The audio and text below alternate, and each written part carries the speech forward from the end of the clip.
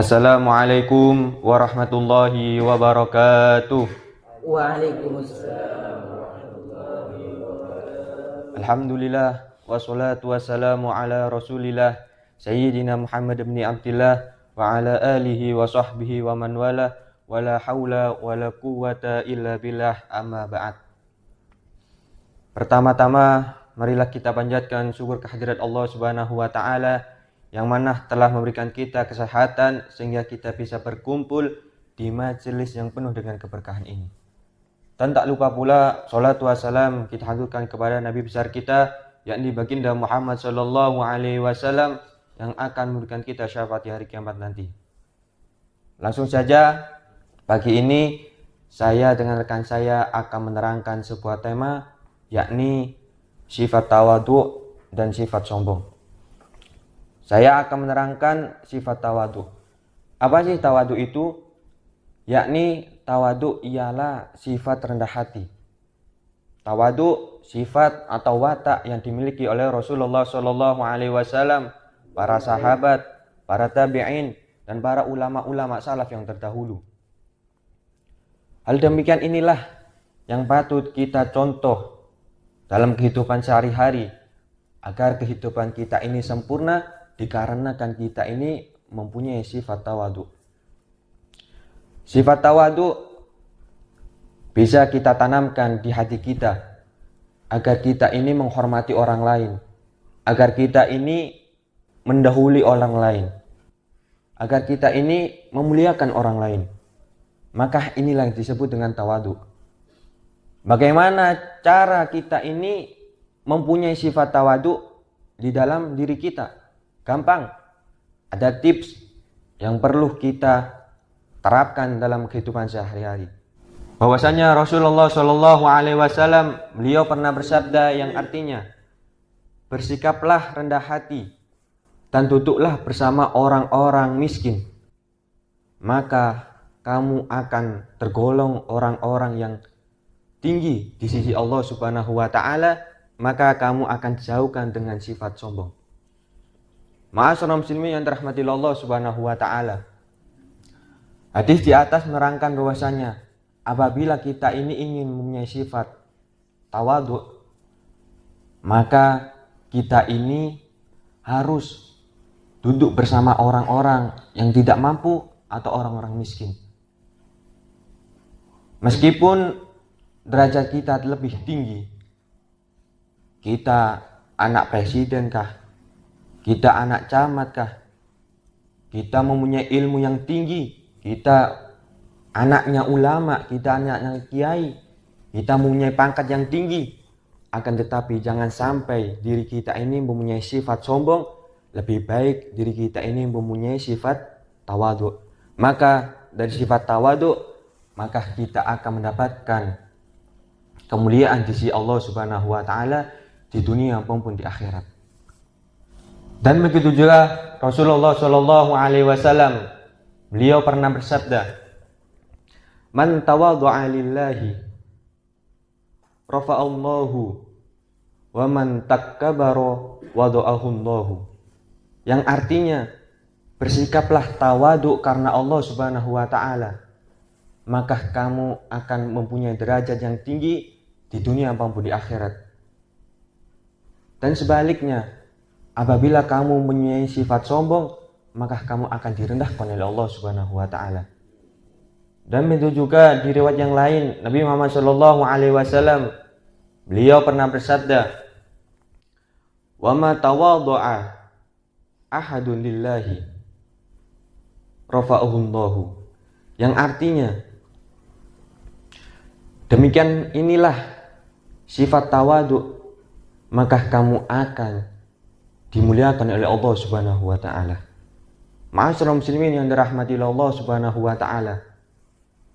Hadis di atas menerangkan bahwasanya apabila kita ini mempunyai sifat tawadhu, maka kita akan mendapatkan kemuliaan di sisi Allah Subhanahu wa taala di dunia maupun di akhirat. Dan sebaliknya, apabila kita ini mempunyai sifat sombong, maka kita akan dihinakan oleh Allah Subhanahu wa taala. Na'udzubillah min dzalik. Maka dari itu, tanamkanlah di hati kita, di diri kita untuk mempunyai sifat tawadhu. Maka contohlah, lihatlah padi. Padi semakin tinggi, semakin menjulang tinggi, maka akan merendah. Maka lihatlah padi. Maka dari ini, hidup kita ini jangan sampai di hati kita untuk mempunyai sifat sombong, akan tapi mempunyai sifat tawadhu. Berkaitan dengan hadis di atas, diceritakan di zaman Sayyidina Abu Bakar As-Siddiq, beliau saat itu menjadi khalifah. Akan tetapi beliau tidak gengsi atau tidak malu. Beliau tetap memeras susu atau memasak gandum buat orang-orang yang tidak mampu atau orang-orang miskin di kota Madinah. Padahal beliau seorang khalifah, seorang pemimpin umat Islam. Beliau tidak malu. Setiap hari beliau memeraskan susu, memasak gandum buat orang-orang di kota Madinah.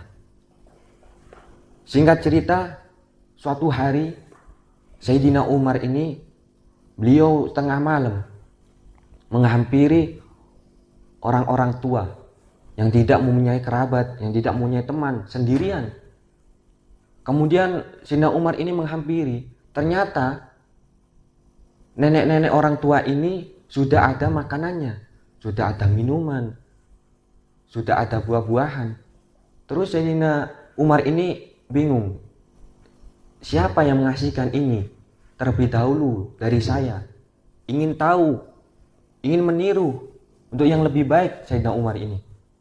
Kemudian Sayyidina Umar ini, beliau datang lebih sore hari, lebih awal, ingin tahu siapa yang mengasihkannya. Kemudian ternyata yang datang yakni Sayyidina Abu Bakar As-Siddiq. Beliau mengasihkan air minum, beliau mengasihkan makanan, beliau mengasihkan buah-buahan kepada nenek-nenek tua yang di kota Madinah. Kemudian Sayyidina Umar ini menghampiri Sayyidina Abu Bakar. Lalu kaget, loh ini kamu ternyata. Kemudian Sayyidina Abu Bakar ini, beliau tetap tersenyum. Kemudian Sayyidina Umar ini bermotivasi, ingin menjadi lebih baik, meniru perbuatan Sayyidina Abu Bakar As-Siddiq.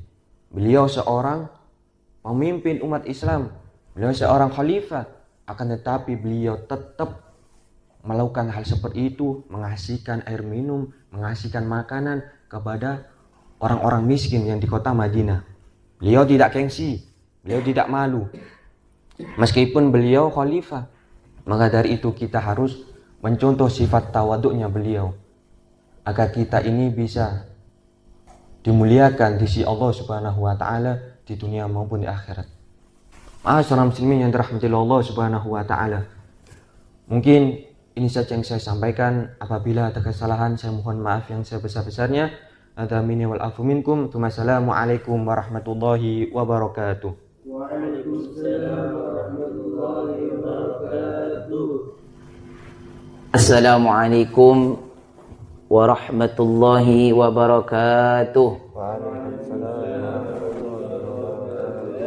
Alhamdulillahi rabbil alamin. Wabihi nasta'inu ala umurid dunya waddin. Wassalatu wassalamu ala asrafil anbiya'i wal mursalin Sayyidina Muhammadin wa ala alihi wa sahbihi ajma'in, amma ba'du. Pertama, marilah kita mengucapkan alhamdulillah kepada Allah Subhanahu wa taala yang telah memberikan kesempatan bagi kita semua diberi nikmat oleh Allah Subhanahu wa taala. Maka patut bagi kita semua mengucapkan alhamdulillah. Yang kedua kalinya, salawat ma'assalam kita curah limpahkan kepada junjungan kita Nabi besar Nabi Muhammad sallallahu alaihi wasallam. Mudah-mudahan dengan kita menyanjung beliau, mudah-mudahan kita kelak di hari kiamat diberi syafaatnya. Amin ya rabbal alamin. Dan juga yang kami hormati para hadirin yang hadir di tempat yang mulia ini, wabil khusus guru kita bersama Amuna Ki Haji Lutfi Basari.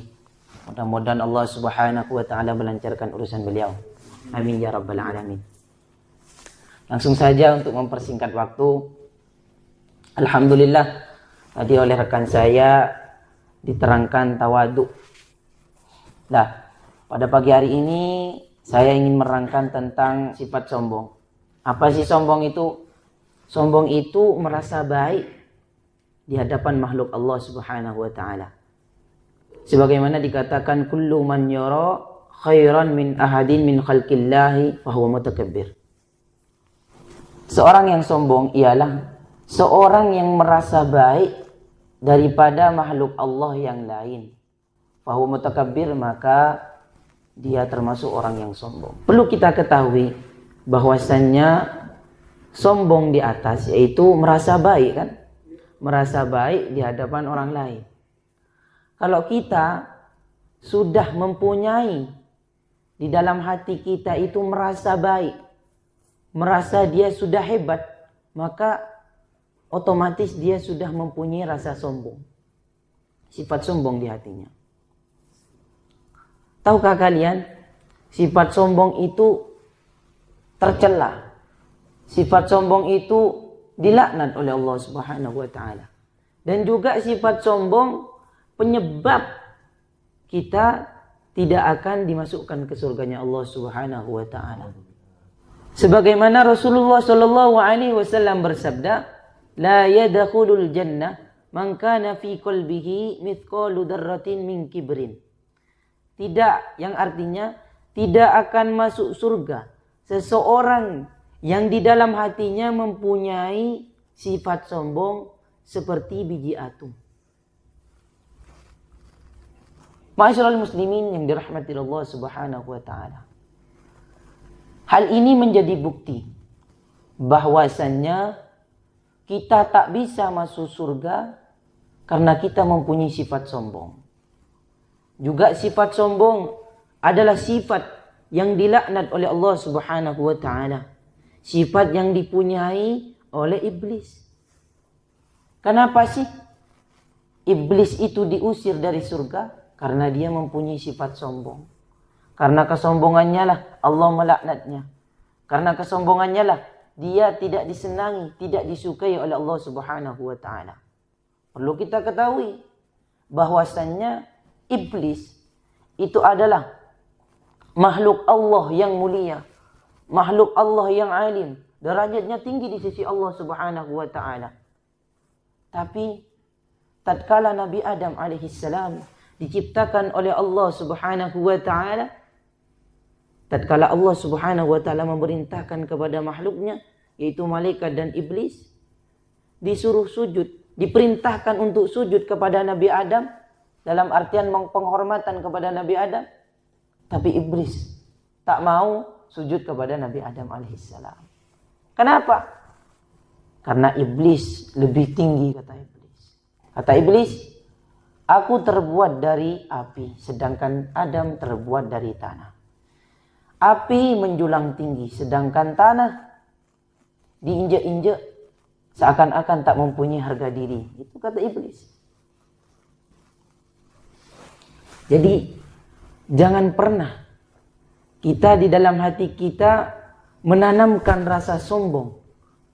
Karena sebab kita tak bisa masuk surga itu karena kesombongan kita. Sombong itu adalah sesuatu sifat yang tercela. Dikatakan oleh kalam ahli hikmah, al-kibru syainun. Sombong itu tercela. Tentunya tercela di sisi Allah Subhanahu wa taala. Maka dari itu jangan pernah kita mempunyai sifat sombong di dalam kehidupan kita, di dalam keseharian kita. Kalau kita ditanamkan mempunyai sifat sombong, yaitu tadi sifat sombong yaitu orang yang merasa baik daripada makhluk lain. Kalau ada orang yang sudah merasa dirinya sudah baik, dia sudah alim, derajatnya sudah tinggi, tahtanya sudah tinggi, dia jadi gubernur, dia jadi presiden, dia jadi raja, maka orang yang di bawahnya akan dicaci maki, akan dihina. Mentang-mentang dia sudah menjadi tinggi derajatnya, dia sering mencaci orang lain, merasa baik, maka bawaannya kepengin mencaci orang, bawaannya kepengin menghina orang, yang miskin ditindas. Ya. Maka janganlah di dalam keseharian kita itu ditanam rasa sombong, karena hal itu tidak terpuji dan tidak patut kita tiru. Allah Subhanahu wa ta'ala berfirman di dalam Al-Qur'an, "La tus'ir khaddaka lin-nasi wa la tamshi fil ardi maraha. Innallaha la yuhibbu kulla mukhtalin fakhur." Allah Subhanahu wa ta'ala berfirman yang artinya, janganlah engkau memalingkan wajahmu terhadap orang lain karena sombong. Dan janganlah kamu berjalan di muka bumi dengan angkuh. Kenapa? Karena Allah Subhanahu wa ta'ala tidak suka terhadap orang-orang yang angkuh dan sombong. Ayat ini menjadi bukti bahwasannya kita tidak boleh mempunyai sifat sombong di dalam diri kita, baik itu kepada Allah ataupun kepada manusia. Karena hal ini bisa menyebabkan kita masuk neraka Allah Subhanahu wa ta'ala. Ayat ini menerangkan bahwasannya kita tidak boleh memalingkan wajah kita terhadap orang lain. Kalau kita sering meremehkan orang lain, memalingkan wajah kita kepada orang lain karena pangkat kita lebih tinggi daripadanya, tahta kita lebih tinggi daripadanya, harta kita lebih banyak daripadanya, ya, maka orang yang semacam inilah yang tidak disukai oleh Allah Subhanahu wa ta'ala. Kalau seseorang tidak disukai, tidak dicintai oleh Allah Subhanahu wa ta'ala, maka na'udzubillahi min dzalik, dia tidak akan selamat.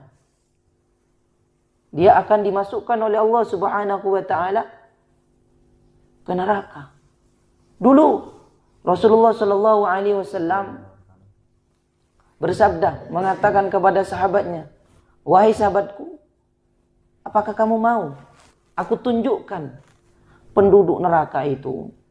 Itu adalah orang-orang yang kejam, orang-orang yang rakus, dan orang-orang yang sombong."